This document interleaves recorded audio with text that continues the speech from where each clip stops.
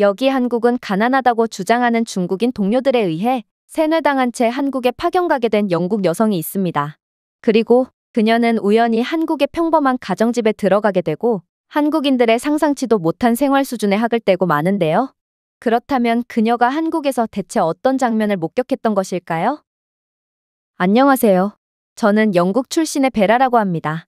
영국의 의류회사에서 근무하고 있는 저는 최근에 인생을 뒤흔드는 경험을 하게 되었는데요. 그건 바로 아시아로의 파견이었습니다. 저는 한국과 중국에서 절대로 잊지 못할 경험을 하게 되고 이 경험은 제 삶을 완전히 바꿔놓았죠. 사실 한국과 중국은 몹시 거대한 의류 시장을 갖고 있기에 저희 회사 입장에서는 두 나라 모두 엄청나게 중요했습니다. 그리고 저는 두 국가 중 하나를 선택해서 파견 갈 기회가 주어지게 됩니다.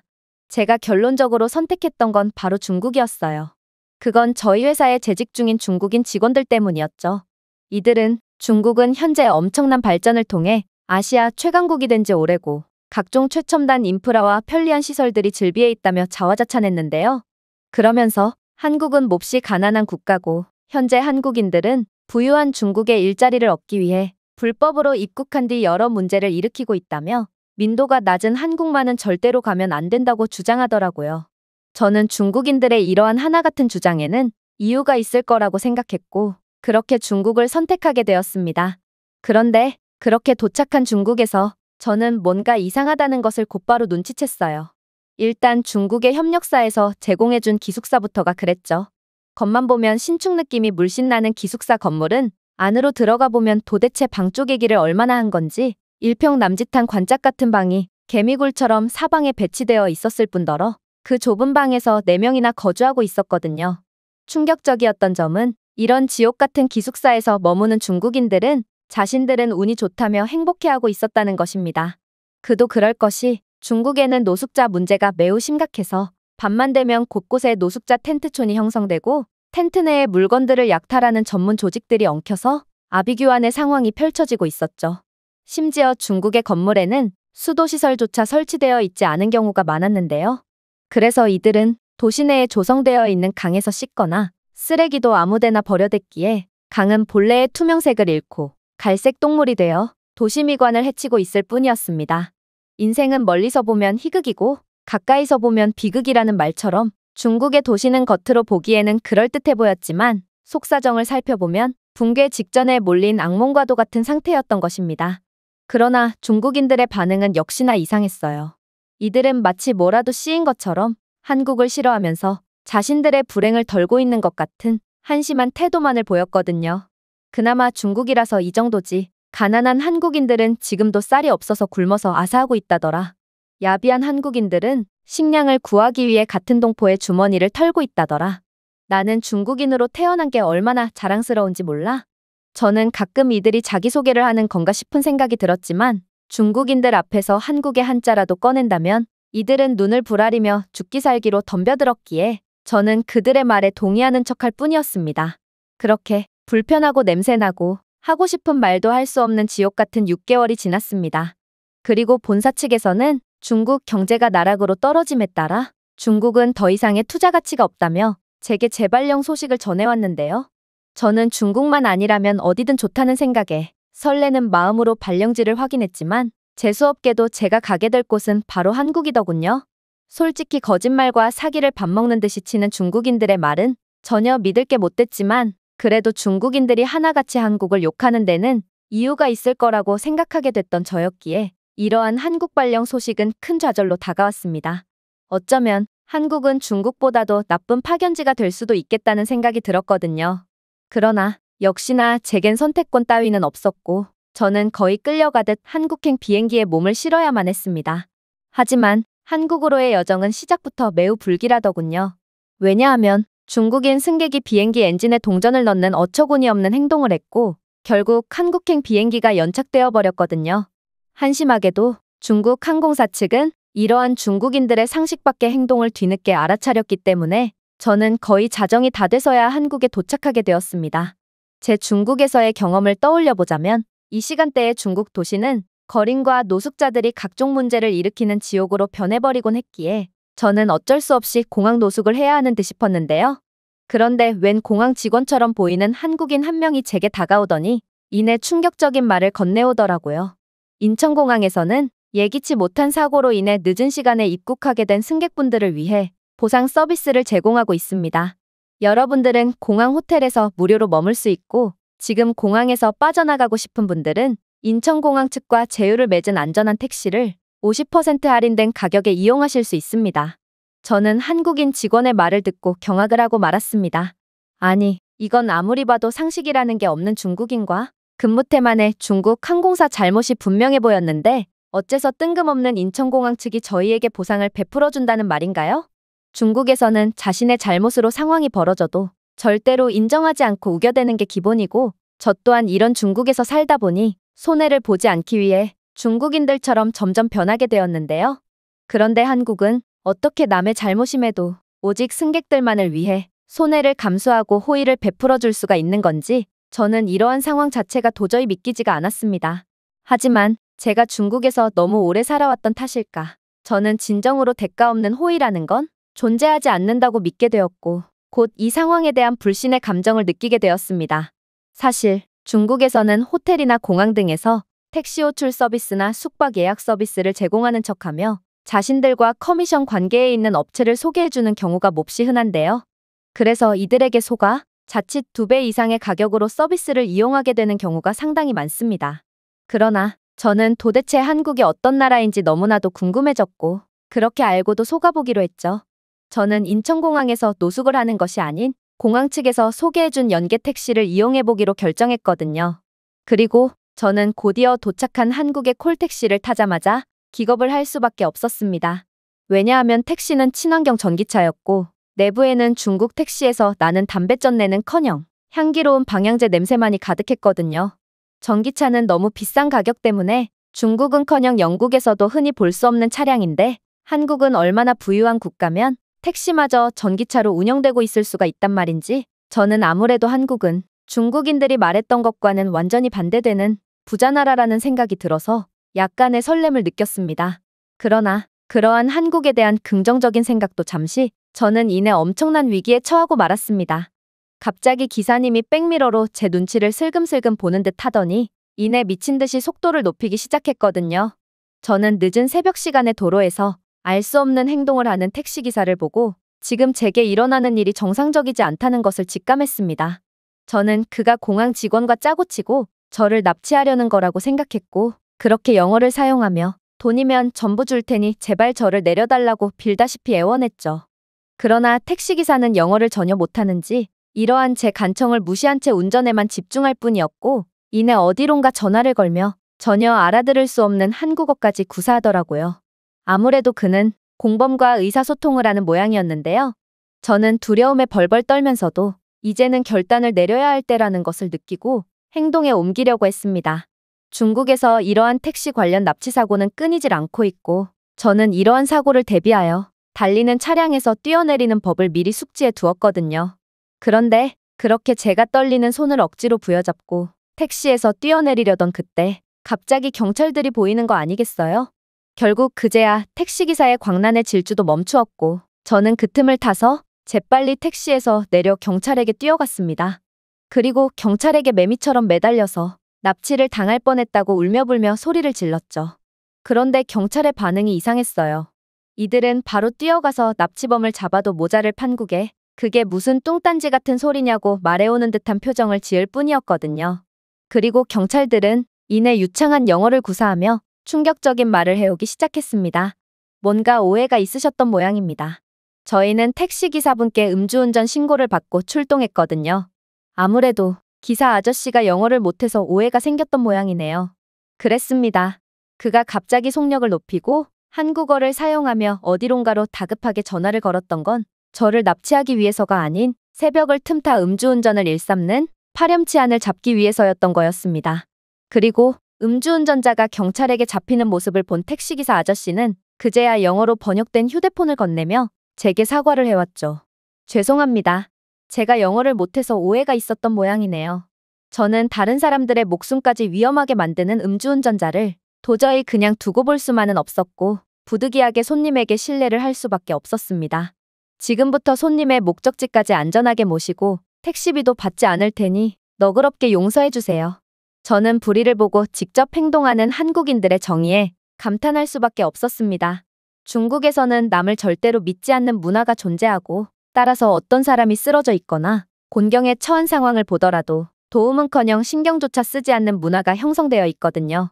그러나 한국인 택시기사 아저씨는 손해까지 감수하면서 생면부지의 다른 한국인들의 안전을 위해 직접 발로 뛰다니 한국인들의 시민의식 수준은 뭔가를 아득히 뛰어넘은 느낌마저 들었습니다. 그렇게 경찰 조사를 받던 음주운전자는 결국 중국인으로 밝혀졌는데요. 그는 한국으로 일을 하러 온 중국인 노동자였고, 눈이 풀린 채로 자신은 대국 출신이라 소국 한국에서 아무 범죄나 저질러도 된다며 감히 한국 따위가 중국인을 어떻게 할 수 있겠냐며 뻔뻔하게 소리를 질러대더라고요.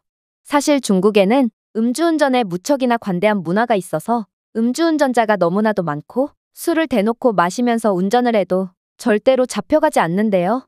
저는 이런 중국의 수준으로는 100년이 지나도 한국을 이해하지 못할 거라는 생각을 하며 혀를 끌끌 찰 뿐이었습니다.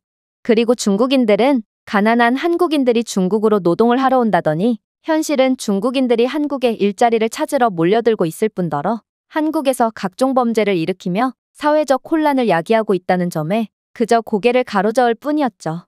그렇게 저는 한국 입국 첫날부터 여러 뜻하지 않은 경험을 해야 했지만 결국 무사히 숙소에 도착할 수 있었습니다. 그리고 다음날 한국 이곳저곳을 둘러보면서 역시나 한국은 중국과는 완전히 다른 나라라는 것을 느끼게 되죠. 일단 한국은 중국처럼 어수선하고 낙후되어 있을 거라고 생각했던 저였지만 한국에는 중국에서 봤던 혼란 대신 질서가 있었고, 거리에는 각종 오물과 대소변 대신 청결이 있었는데요. 도심은 물론이거니와 골목길이나 굴다리 같은 으슥한 곳에서도 쓰레기는커녕 먼지 한 톨조차 찾아볼 수 없었죠. 가장 충격적이었던 점은 한국에서는 중국처럼 도심 속에서도 강을 찾아볼 수 있었는데, 강물이 탁해지고 오염된 채로 방치된 중국의 강물과는 달리 한국은 강물을 무척이나 모범적으로 유지하고 있더라고요. 강이 어찌나 맑던지 각종 물고기와 새들이 한가로이 시간을 보내고 있었고, 심지어 모든 연령대의 시민들이 고요한 강의 분위기를 즐기고 있었습니다. 당연히 중국에서와 같이 강물에 단체로 비누를 가져와서 몸을 씻는 모습은 전혀 찾아볼 수 없었고, 한국인들은 자연의 소중함을 이해하고 감사할 줄 아는 여유를 가진 교양인의 모습을 보여주었죠. 놀라운 점은 이뿐만이 아니었습니다. 저는 우연히 들르게 된 서울숲에서 정말 까무러칠 뻔했거든요. 사실 중국에도 서울숲 같은 녹지 공간을 이곳저곳에서 찾아볼 수 있습니다. 그러나 중국인들은 이곳에 심어진 꽃이나 묘목들을 몰래 훔쳐간다거나 소풍을 온 뒤 발생한 쓰레기들을 그대로 놓고 간다거나 해서 그러한 녹지 공간은 곧 쓰레기 매립장으로 변해버리며 완전히 망가져버리죠. 하지만 한국의 숲은 전혀 달랐습니다. 심지어 서울숲은 도심 속에 위치해 있었음에도 불구하고 완벽한 보존 상태를 자랑하고 있었죠. 공원은 넓고 무성한 나뭇잎으로 가득 차 있을 뿐만 아니라 꼼꼼하게 정리되어 있었기에 조깅하는 사람들은 잘 정비된 길을 이용할 수 있었고, 아이들은 쓰레기가 전혀 없는 녹지 공간에서 즐겁게 놀 수 있었습니다. 그런데 저는 이내 이상한 점을 하나 발견하게 됩니다. 왜냐하면 즐거운 시간을 보낸 한국인들은 하나같이 별도로 설치된 쓰레기장에서 알 수 없는 행동을 시작했거든요. 알고 보니 한국인들은 중국인들처럼 쓰레기를 내팽개치고 그냥 가는 것이 아닌 별도의 분리수거장에서 분리수거까지 완벽하게 하고 간 거였는데요. 서울숲에 돗자리를 깔고 맥주와 여러 음식들을 즐기던 한국인 무리들은 하나같이 분리수거까지 완벽하게 마무리한 뒤 일어났고, 결국 한국인들이 지나간 자리에는 티끌만한 쓰레기조차 전혀 남지 않게 되었습니다. 쓰레기 분리수거는 중국은 말할 것도 없고 영국인들은 하는 방법조차 모를 정도로 한심한 모습을 보여주고 있지만 한국인들은 그야말로 조용히 지구의 환경을 지키는 수호신이었던 거였죠. 물론 한국인들과는 그 누구와도 친해질 수 있었던 점도 마음에 들었습니다. 제가 한국의 이러한 우수한 모습에 연신 감탄하고 있자 근처에서 맥주를 마시던 무리는 흔쾌히 제가 그들과 함께 시간을 보낼 수 있도록 배려해 주었거든요. 심지어 일행 중 한 명인 지혜는 제가 숙소까지 가려면 먼 길을 이동해야 하니 자신의 집에서 하룻밤 묵고 가라며 제 상황을 배려해 주기도 했는데요. 이런 대가 없는 친절은 중국에서는 절대로 기대할 수 없기에 저는 무한한 감동을 느끼며 그녀의 집으로 따라갔습니다. 사실 그녀는 집으로 이동하면서도 자신의 집은 좁아서 다소 불편하게 잘 수도 있다며 미안해했는데요. 저는 무료로 방을 내어주는 입장임에도 끝까지 저를 걱정해주는 그녀의 모습에 감동을 받기도 했지만 한편으로는 중국에서의 경험이 떠올라서 공포에 질리기도 했습니다. 도대체 얼마나 좁고 가난하면 무료로 방을 쓰는 제 걱정을 해준단 말인가요? 물론 한국의 건물들은 전부 멋있고 웅장하긴 했지만 그건 중국도 마찬가지였기에 저는 한국인들도 중국에서와 같은 개미굴 같은 집에서 살고 있을까봐 잔뜩 긴장이 되었습니다. 그리고 비로소 그녀의 집에 도착한 순간 저는 경악을 할 수밖에 없었죠. 왜냐하면 한국인들은 가난해서 길거리에서 텐트를 치고 자는 수준이라며 비하하던 중국인들의 말과는 달리 지혜의 집은 제가 한국인들과 같은 21세기를 살아가는 게 맞나 싶을 정도로 충격적인 모습을 보여주고 있었거든요. 일단 저희가 집에 들어오자마자 집안의 공기청정기와 난방 등 여러 가지가 저절로 작동이 되길래 뭔가 싶었는데 지혜는 제 얼빠진 표정을 보고 놀라운 이야기를 해오기 시작했습니다. 아, 우리 집에는 AI 중앙 콘솔이 설치되어 있거든. 이 중앙 제어 장치는 사람이 집에 들어옴과 나감을 저절로 인식하고 그에 걸맞은 최적의 온도와 습도, 그리고 공기 상태를 유지하게 만들어주지. 저는 마치 미래에서나 볼 법한 한국 가정집의 모습에 지혜가 부자일 거라고 확신했고 그렇게 그녀를 동경해 눈동자로 쳐다봤지만 지혜는 또다시 믿기지 않는 이야기를 시작했습니다. 우리 집을 봐. 집이 이렇게나 좁은데 도대체 어딜 봐서 이게 부잣집이겠어? 공기청정기는 한국의 웬만한 가정집이라면 전부 설치되어 있고 이러한 AI 중앙 콘솔 장치는 한국에서 얼마든지 구할 수 있어. 중국인들은 수돗물조차 안 나오는 집에서 하루하루를 연명하고 있다면 한국은 평범한 서민들마저 이러한 최첨단 문명을 한껏 누리고 있던 것입니다. 그러나 가장 충격적이었던 건 따로 있었어요. 바로 지혜의 냉장고가 뭔가 이상하다 싶더니 그녀가 사용하는 냉장고는 내용물을 저절로 인식하고 그것을 바탕으로 레시피를 제안하는 기능이 들어가 있는 AI 냉장고였기 때문입니다. 심지어 그녀는 간단한 음성 명령만으로 한 끼를 완벽하게 조리할 수 있는 스마트 오븐까지 구비해두고 있었는데요. 중국인들은 집에 냉장고 하나 없어서 여름에는 상할 만한 음식은 절대로 구매하지 않고 겨울에는 모든 반찬들을 별도의 통에 담아 창틀에 매달아뒀지만 한국인들은 이미 차원을 뛰어넘은 높은 수준의 기술로 매우 윤택한 삶을 살고 있던 것입니다. 나중에 알고 보니 한국은 기술력이 뛰어나기로 몹시 유명한 국가고 한국에서는 이러한 최첨단 가전제품들을 무척이나 저렴한 가격에 구매할 수 있다고 했는데요. 저는 영국보다도 훨씬 더 발전되고 부유한 모습을 보이는 한국의 모습에 혀를 내두를 뿐이었습니다. 그렇게 저는 호텔 같은 지혜의 집에서 꿈만 같은 하루를 보낼 수 있었고 다음날 무사히 숙소로 돌아왔습니다. 그러다 문득 저는 한국에서는 따릉이라는 공유자전거 대여 시스템이 존재한다는 것을 떠올리게 되는데요.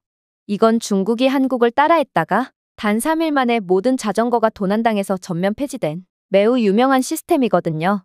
저는 중국과는 달리 한국에서는 이런 공유 자전거 시스템이 멀쩡히 유지된다는 점에 큰 흥미를 느꼈고 그렇게 자전거를 대여해서 모험을 떠나보기로 했습니다. 그리고 저는 자전거를 대여함과 동시에 충격적인 경험을 하게 되죠. 일단 따릉이는 분명 공유 자전거였음에도 자전거의 상태가 몹시 깨끗해서 놀라기도 했지만 한국은 무척이나 우수한 상태의 자전거 도로가 구비되어 있다는 점에도 큰 충격을 받고 말았습니다. 자전거 도로와 보도와의 경계도 명확했고 심지어 차도로부터 오는 위협을 막기 위해 각종 가드레일까지 설치되어 있었거든요. 어떻게 한국은 이런 세세한 부분까지 완벽한 인프라를 구비해 둘 수가 있단 말인가? 저는 도대체 중국이 무슨 자신감으로 한국을 질투하고 있는 건지 이해가 가지 않았습니다. 한국과 중국의 격차는 딱 봐도 하늘과 땅 차이였거든요. 그런데 그렇게 만족스러운 여정을 떠날 무렵 저는 제 주머니 속에 있으면 안 될 물건이 들어있다는 것을 인지하게 됩니다. 그건 바로 지엔의 집 도어락의 카드키였는데요. 제가 그녀의 집에 도착하자마자 잠시 편의점에 다녀온다고 하니 그녀는 제게 카드키를 건네주며 원하는 만큼 시간을 보내고 들어오라고 했거든요. 그런데 저는 바보처럼 그때 받은 카드키를 그대로 숙소까지 가져와 버린 것입니다. 그러나 그렇게 지혜에게 전화를 거니 지혜는 놀라운 이야기를 건네오기 시작하더군요. 베라, 이제는 한국의 인프라를 좀 믿어보지 그래? 지금 네가 있는 곳에서 가장 가까운 편의점에 들어가 봐. 그러면 그곳에서 편의점 택배라는 것을 보낼 수 있을 거야. 한국의 택배 인프라는 전 세계 최고 수준이고 아마 내가 보낸 카드키는 운이 좋다면 내일쯤 우리 집으로 돌아올 거야. 저는 그녀의 말을 듣고 한국 인프라의 한계는 대체 어디까지인가 싶어 기겁을 하고 말았습니다. 영국에서는 택배 한 번 보내려면 차를 타고 1시간 이상 나가서 도심에 위치해 있는 우체국까지 가는 게 당연하고 택배 배송까지 한 달은 소요되는데 한국은 도저히 일반적인 상식이라는 것이 통하지 않는 국가였죠. 심지어 그렇게 도착한 편의점에서는 다른 사람들이 보내는 택배 꾸러미들이 아무런 보안 장치도 없이 널브러져 있었기에 저는 한국인들의 놀라운 시민의식에 다시 한번 놀랄 수밖에 없었습니다. 도대체 한국이라는 나라의 정체는 뭐란 말인가? 아직 한국에서의 본격적인 파견 업무는 시작도 안 했지만 저는 제 기존 상식을 전부 파괴하는 한국에 완전히 빠져들어 버렸습니다. 제가 준비해온 내용은 여기까지입니다. 끝까지 시청해주셔서 진심으로 감사드리며 여러분들의 구독과 좋아요, 알림 설정은 영상 제작에 큰 힘이 됩니다. 이상 세모튜브였습니다.